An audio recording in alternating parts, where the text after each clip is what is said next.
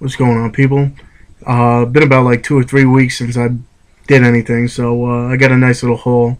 So I thought I'd show you what I got. But first of all, one of my buddies actually started his own a new YouTube page. He's got a Facebook like page, and I think he has his own website. So my buddy Chris, he started his own. It's called Breen Music Lessons. Um, I'll post everything on the bottom. He's got at least the Facebook like page and the YouTube page. If you want to learn how to play guitar or just want to brush up on stuff, most of his videos will be guitar lessons. So if you're interested, I'll put the links on the bottom. So let me get into what I got here.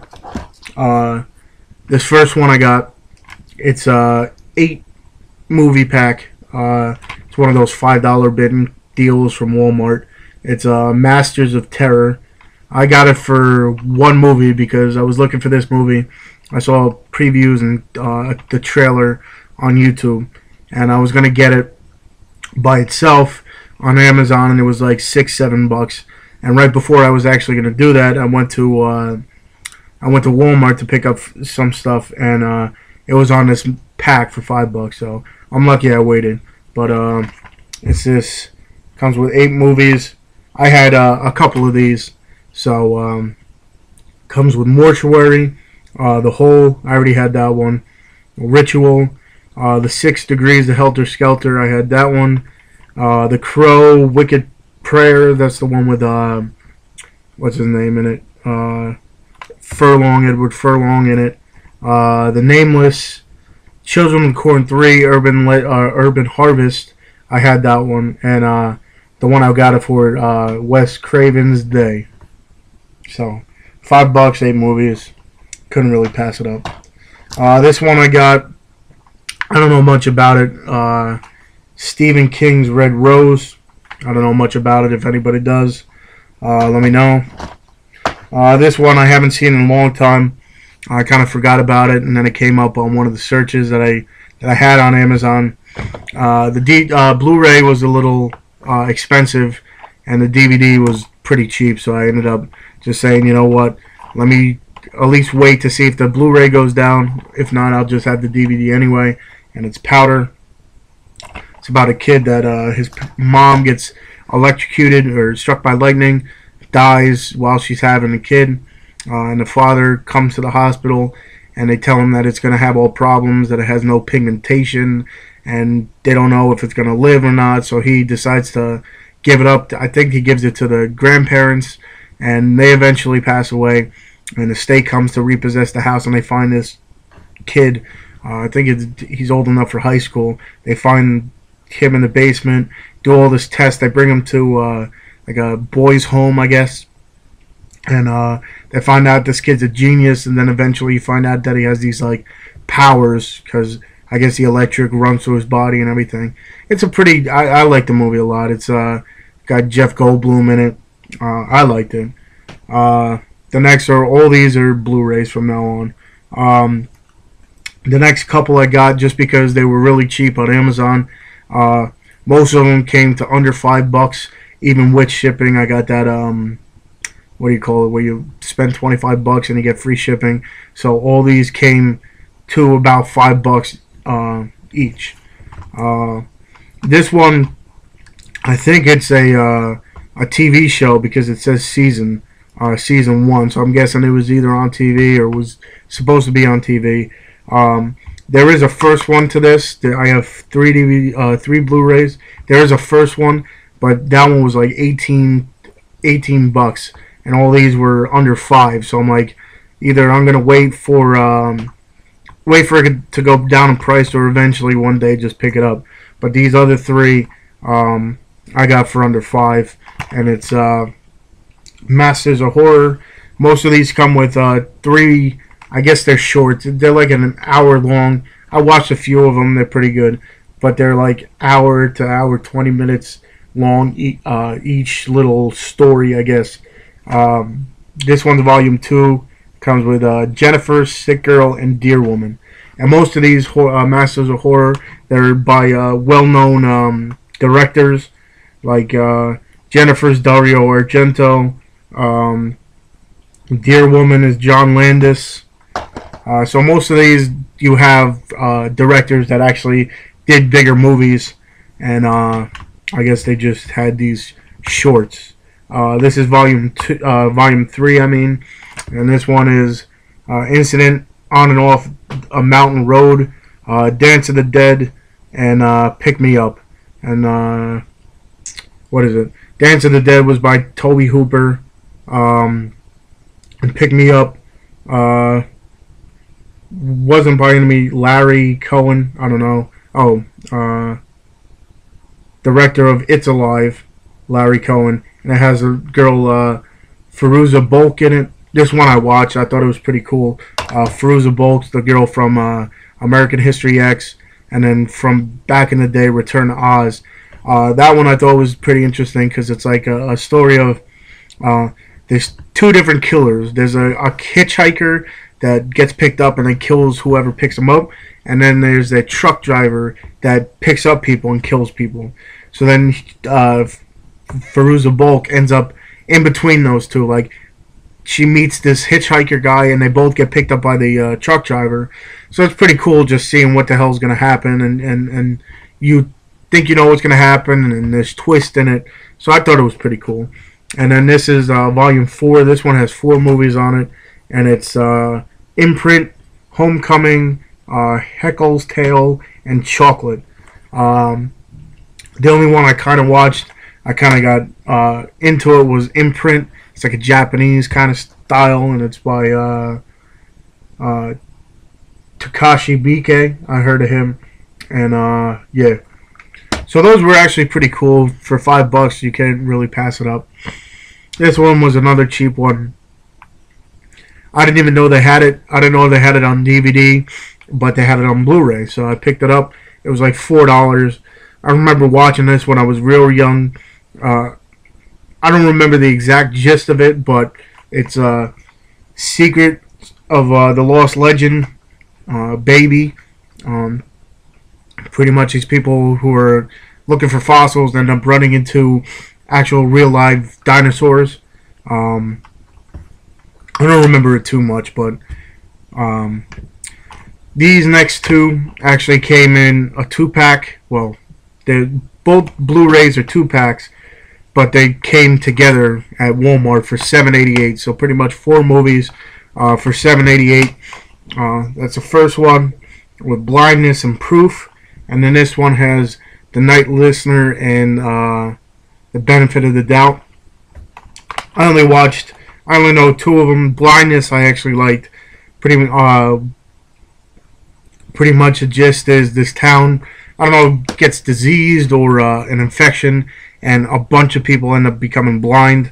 So to keep them like away from people, they throw them into this like abandoned high school or abandoned place building, and the one woman can actually see. She didn't want to leave her husband, so she ends up pretending to be blind, and then like helping out all these people out, and then they eventually find out that she's not blind, like the people in the place. So I don't know if they're trying to break out, from what I remember, but they find out that she actually can see, and it's just a different living with people in a community that are blind. This one, the only reason I got it for an upgrade, but the only reason I did upgrade is because I had the other 3 movies I had on Blu-ray, and this one I had on DVD, and then I found it cheap, so I picked it up, and it's the first Paranormal Activity. Picked that up because it was like $4 on Blu-ray. These next 2 were cheap, really cheap, so I picked them up. First one I actually really liked. Kind of cute movie, and it's Zookeeper with Kevin James. He in the beginning he goes to ask this girl to marry him. She denies him. She said, "You're a zookeeper. I can't see myself my whole life with a zookeeper." So she denies him, and then years pass, and then he's still depressed about it, and eventually she actually comes back and starts, like, I guess, being interested in him again, and he wants to kind of impress her again. So he's sitting there one time, and all of a sudden he hears the animals talk. So then they're trying to coax him or teach him how to pick up a girl, and they're using animal instincts. It's pretty funny. I mean, the different stuff they tell him to do, and he tries to do it, and it's funny because it's all stuff that the animals use, but doesn't work on humans. So it's a funny, cute movie, and I got that because it was cheap. This one too, it's got Adam Sandler in it. I don't know. It's his movies are okay, but they're not like Billy Madison, The Waterboy, stuff like that. They're kind of getting not as funny, whatever. I don't know if it's just because he's trying to stay the same and I'm just getting older, or it's just that the movies aren't as good as they were. But Jack and Jill, he plays both the brother and a sister. The sister always comes to visit during Christmas time, and they can't stand each other, and usually she leaves before New Year's, but this time the mom died, so she has no family, so she's trying to just stay as long as she can, and the whole movie's pretty much like a conflict between them two. So it's kind of funny. It's definitely worth a watch, but it's not an Adam Sandler movie. Like I said before, Billy Madison, The Waterboy, stuff like that, I loved. Like, I could still watch those. This, I don't know, it's just not, it doesn't make me laugh as much. There are some funny parts, but it's just not the same. This one, I actually like it a lot. It's got, what's her name? Sarah Silverman in it. Now I can't even think of the other guy's name. The guy from Step Brothers, not Will Ferrell, but the other guy. I can't think of his name right now. But them two are pretty much the main two people, and it's Wreck-It Ralph. Pretty much, I like this. I think that my favorite Pixar movie is definitely Up still, but this is in a close second. This guy, Wreck-It Ralph, he is a bad guy in a video game, and pretty much the whole story is about video games and what they do after. Like, when the whole arcade closes down, they live life, they whatever. So he's the bad guy in the game, and he doesn't want to be the bad guy anymore. He wants people to like him. He wants to be invited to parties.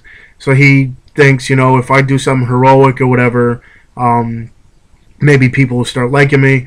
So he ends up thinking, if I get a medal from a different game or whatever, people will think I'm heroic and like me. So he ends up going into this one game and trying to get a medal, and he screws the whole thing up because it's an alien game. It's almost like a Halo game, and one of the alien gets out and ends up, there's like a network thing where all these games are connected, so it ends up going into this other game which Sarah Silverman's character's in. It's like a racing game, and he goes in there and he loses the medal, and she takes it so she can race in this race. It's a cute movie. It's definitely one of my favorites. One, I guess, is because it's about video games, but it's also a cuter movie. It's definitely something to watch. I'd say if you liked Up, if you like that, this is definitely one to watch. It's definitely a really good movie. I'd say watch it. This one came out, I think, last week. It was pretty good. Not to knock on the movie, but I thought it might have been better. I didn't watch it when it came out, but the previews made it look a little bit better. It is a really good movie. It's by DreamWorks, and it's Rise of the Guardians. Pretty much the whole group of people. It's the Easter Bunny, Santa Claus, the Sandman, the Tooth Fairy, and Jack Frost. And pretty much the Boogeyman comes and tries to delete all these people, like try to make all the kids not believe in all the rest of the people, like Santa Claus and the Easter Bunny and everything, so that he can take over the world. The Guardians pretty much get their power from kids believing. So once they stop believing, they lose all their powers. So Jack Frost pretty much is the only person that can actually save these people. Then he's not a Guardian yet, but eventually he becomes one, and whatever. It's a cute movie. Like I said, it's a watch, a good watch, but I just thought it was going to be a little bit better. Not knocking on it. It was really good, but could have been a little bit better. This one I watched recently.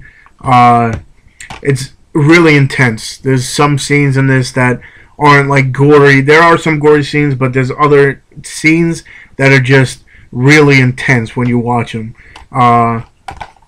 Zero Dark 30, pretty much they're going after Osama bin Laden, and it's pretty much it says the greatest manhunt in history. Pretty much it's just these group of people trying to investigate, trying to get leads. So they got all these hostages, and they're trying to coax them into talking. So they're doing all these. Some of them torture them. Some of them try to like feed these people and try to get stuff from it. So it's just all the stuff that they go through trying to get information, as much information as they can. And you all know the story. So at the end, it comes into, it's pretty much what happens, but behind the scenes. And this one, I love this movie. I love this series. I couldn't wait for it to come out. And if this is probably the only movie I've seen in the theaters in the past 6-7 months. The only one I went to go see, and it's The Hobbit. I love this movie. I couldn't wait for it to come out, and then it finally came out, and it didn't disappoint. There's only one part. There's a few parts in this that weren't in the book. I didn't read The Lord of the Rings, but I love those movies. So then once they said that The Hobbit was coming out, I read the books, and I'm like, if they make it, well, I didn't expect half, but if they put it to what they did with the Lord of the Rings, this series of movies, is going to be one of the best, I think, one of the best series ever. It's going to blow a lot of stuff out of the water. And I think they did it right with this first one. Because it is one book. The Lord of the Rings was 3, but this one is one book that has so much stuff that they can make 3 movies out of it. They added a few things that when I was watching, I'm like, I remember reading it in high school, but there was some points in the movie I was like, is that in the book? And then I realized it wasn't. But there was one scene in this that I didn't like that they added. The rest of the stuff that they added, I was like, okay, well, it goes through the movie. It adds a little bit extra into it, so I had no problem with it. There was only one scene in this movie that really I didn't know why they put it in and really made the movie, I think, stupid. And if you've seen it, it's with those the mountains, the stone mountains, when they start fighting. It just made no sense. I think it just J.R. Tolkien put it into like a metaphor kind of deal, and they took it a little too far and actually made it happen. I think it was stupid because even though Lord of the Rings and stuff has its scenes in it that you can say, okay, this will never happen, there is a story. It has a little like real life aspect to it where you can say, you know what, it could happen. It's not like tons of magic or anything like that, like Harry Potter, where they're putting spells and everything, and you know that'll never happen. This, you never know, could have happened at one point with like little hobbits and everything. There's nothing too crazy, but with the whole stone mountains, with the whole mountains moving, that kind of threw me off. That was the one scene that I don't know why they put in. I didn't really like, but for the rest of it, didn't disappoint. I love it. I mean, there are people that aren't Lord of the Rings fans, so they probably wouldn't like this, but I loved Lord of the Rings, and this didn't disappoint. So that's what I got. Hopefully soon I'll be getting a little bit more. I think a few good movies are coming out tomorrow, so maybe by the end of the week or by the end of next week I'll have something. So like I said before, I'm going to put my buddy's link both at the Facebook page and the YouTube page on the bottom. Hopefully you'll like it. Give me a thumbs up or give me comments what I can do better or if I'm doing it right. So, peace.